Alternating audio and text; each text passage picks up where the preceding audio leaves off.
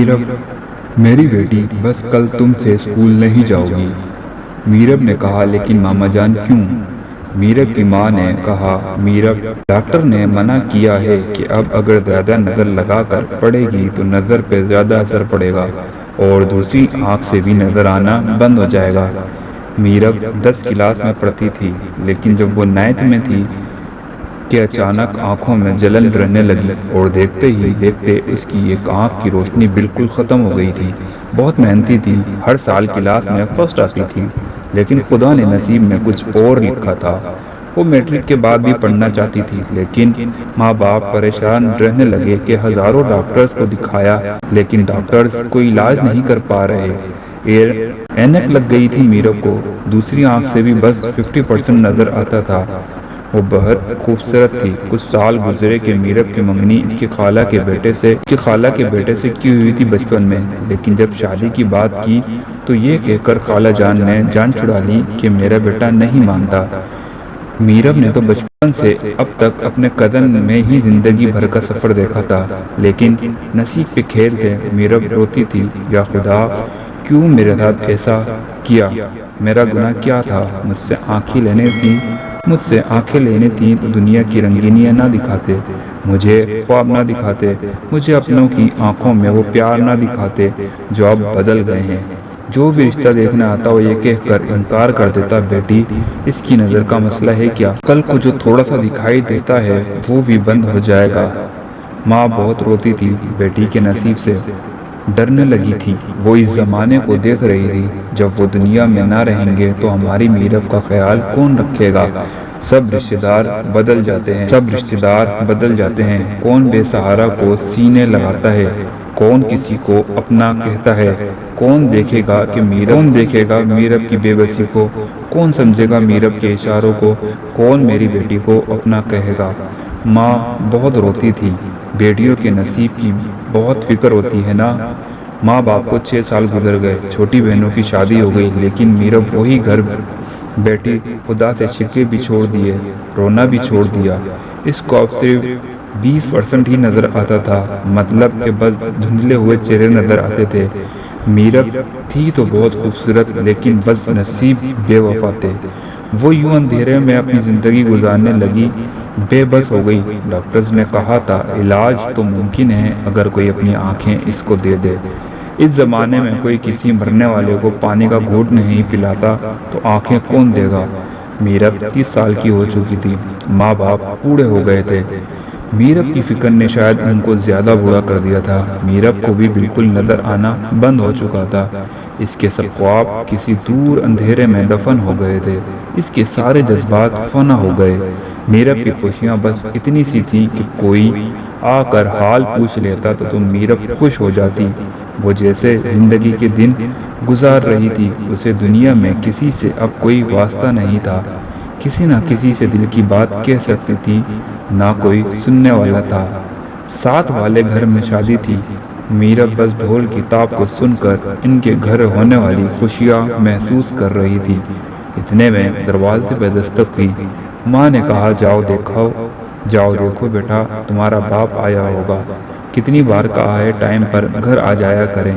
میرب آہستہ آہستہ چلتے ہوئے دروازے کے پاس گئی، دروازہ کھولا، ایک لڑکے نے سلام کہا۔ میرب نے گھبرا کر وعلیکم السلام کہا۔ میرب نے پوچھا آپ کون؟ وہ لڑکا بولا وہ جی، میں ساتھ والے گھر مہمان آیا ہوں، آپ کے گھر سے کچھ سامان لینے کے لیے بھیجا ہے جو انہوں نے شاید آپ کی امی کو دیا تھا رکھنے کے لیے۔ لڑکا تو میرب کی طرف دیکھتا رہا، دل میں خیال آیا کتنی خوبصورت لڑکی ہے، اللہ نے کتنا حسن دیا ہے اس کو۔ میرب خاموش ہو گئی اور ماما کو آواز دی، ماما جان باہر کوئی آیا ہے۔ ماں نے دیکھا تو پہچان لیا، ارے یہ تو نادیہ کا بیٹا ہے، آ جاؤ بیٹا، میں لے کر آتی ہوں سامان۔ لیکن علی تو میرب کو دیکھتے جا رہا تھا، وہ شاید اس کی خوبصورتی میں کہیں ڈوب چکا تھا، لیکن انجان تھا اس حقیقت سے جو اس پر قیامت گرانے والی تھی۔ اس نے میرب سے کہا پلیز آپ مجھے پانی لا دیں گی؟ میرب نے آواز دی، ماں یہ پانی مانگ رہے ہیں۔ پہلے تو علی نے سوچا بڑی کوئی بدتمیز لڑکی، ماں کو آواز دے رہی ہے، خود پانی لینے نہیں گئی۔ جب ماں پانی لے کر آئی۔ جب ماں پانی لے کر آئی تو کہنے لگی، بیٹا سوری، میرب میری بیٹی ہے، اس کو نظر نہیں آتا۔ علی نے کہا، نظر نہیں آتا مطلب؟ میرب کی ماں نے کہا، بیٹا اندھی ہے، یہ دیکھ نہیں سکتی۔ علی کو یقین نہیں آ رہا تھا، اتنی خوبصورت کہ جیسے کوئی سمندر کی گہرائی میں چمکتے ہوئے موتی ہوں، لیکن شاید کہ علی دل ہار بیٹھا تھا خود کو۔ میرب کے گھر گیا، شادی کی تقریب ختم ہوئی تو علی میرب کو دیکھنے کے لیے کسی نہ کسی بہانے آ جایا کرتا تھا۔ علی نے اپنی ماں سے بات کی کہ مجھے میرب سے شادی کرنی ہے۔ علی کی ماں نے غصے میں کہا، بکواس نہ کرو، شادی کرنی ہے، جا دفع ہو جائے یہاں سے۔ علی بضد رہا، دن گزرتے گئے، علی کی طرف بڑھتی گئی۔ علی بس کیسے بھی اب میرب سے شادی کرنا چاہتا تھا۔ علی نے کہا، میں زہر پی لوں گا اگر میری شادی نہ کروائی تو۔ ماں نے کہا، کیسا بے شرم لڑکا ہے۔ اس کے باپ سے بات کی تو باپ نے سمجھایا، بیٹا وہ تمہارا خیال نہیں رکھ پائے گی، وہ تمہارا سہارا نہیں بنے گی، بلکہ تمہاری زندگی خراب کر دے گی۔ تمہارا جنون بس چند دنوں کا ہے، بس حقیقت میں ایسا کچھ نہیں ہوتا۔ کیوں کسی کی بیٹی کو برباد کرو گے، ساتھ خود کو بھی؟ لیکن علی کہاں کسی کی کوئی بات سننے والا تھا۔ علی اپنا کوئی چھوٹا سا بزنس کرتا تھا۔ گھر والوں نے اس کا پاگل پن دیکھا اور مان گئے شادی کے لیے۔ میرب کی ماں سے بات کی تو میرب کی ماں نے کہا، لیکن آپ کا بیٹا سب جانتے ہوئے بھی؟ علی کی ماں نے کہا، اللہ نے اگر ان کا نصیب ایسا لکھا ہے تو ہم کیا کر سکتے ہیں۔ خیر شادی ہو گئی۔ میرب بہت ڈری ہوئی تھی، اس کے دل میں ہزاروں سوال جنم لے رہے تھے۔ وہ سوچ رہی تھی، یا خدا، پہلے جینے کی خواہش تھی تو تم نے سب کچھ ختم کر دیا، اب مرنے کی خواہش تھی تو زندگی کی طرف لے آئے ہو، کیسے امتحان تمہارے یا خدا۔ علی کھانستے ہوئے کمرے میں آیا، میرب خاموش بیٹھی رہی۔ علی پاس آیا، ہاتھ پکڑا، میرب ڈر سی گئی۔ علی نے کہا، میرب ڈر لگ رہا ہے۔ میرب خاموش رہی۔ علی نے میرب کا ہاتھ اپنی آنکھوں کو لگایا اور کہنے لگا، آج سے یہ آنکھیں تمہاری ہیں، اٹھو اب چلو میرے ساتھ۔ میرب نے دھیمی سی آواز میں پوچھا، کہاں جانا ہے؟ علی نے کہا، چلو وضو کریں پہلے، پھر اس کے بعد شکرانے کے نفل ادا کریں۔ علی نے اپنے ہاتھ اس کے ہاتھ پاؤں دھونے سے وضو کروایا۔ علی نے اپنے ہاتھوں سے اس کے ہاتھ پاؤں دھلوائے، وضو کروایا اور شکرانے کے نفل ادا کیے۔ میرب کو یقین نہیں آ رہا تھا، خدا کیا کر رہا ہے۔ علی نے نماز کے بعد میرب کی آنکھوں کو چوما اور کہا، آج سے تم میری آنکھوں سے دیکھا کرو گی۔ کبھی اس کے سر کے بال سنوارتا تو کبھی اس کے ہاتھوں کو چومتا۔ باتیں کرتے ہوئے سو گیا۔ ولیمہ رسم مکمل ہوئی، سب رشتہ دار باتیں کر رہے تھے، علی پاگل ہے، زیادہ دن یہ شادی نہیں چل رہی، دیکھنا 2 مہینے بعد ہی طلاق ہو جائے گی۔ کچھ لڑکیاں علی کو یہ کہتے ہوئے بھی سننے میں آئیں کہ اگر علی انتظار کرتا تو میں شادی کر لیتی علی سے، لیکن علی کو بس میرب کی محبت کے سوا کچھ بھی نظر نہیں آتا تھا۔ علی صبح اٹھتا، ناشتہ بناتا میرب کے لیے، پھر پھولوں کی خوشبو سے جگاتا میرب کو، نماز فجر دونوں ادا کرتے، پھر ناشتہ ایک ساتھ کرتے۔ علی میرب کو آہستہ آہستہ گھر کی ہر چیز کہاں رکھی ہے سب بتاتا۔ میرب بھی سمجھنے لگ گئی تھی۔ علی کا 1 گھنٹہ بھی میرب سے بات کیے بنا نہیں گزرتا تھا۔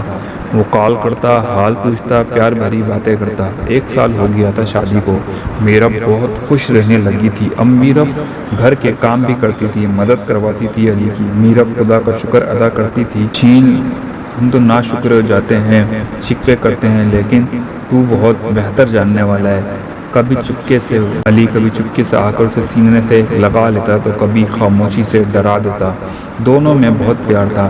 میرب علی کے سر پہ سر رکھ کر سوتی تھی، ایک عادت سی ہو گئی تھی۔ وہ علی کے ہاتھ میں اپنا ہاتھ دے کر کہا کرتی تھی، علی سنا ہے قیامت کے دن اللہ مجھے میری آنکھیں واپس کر دے گا۔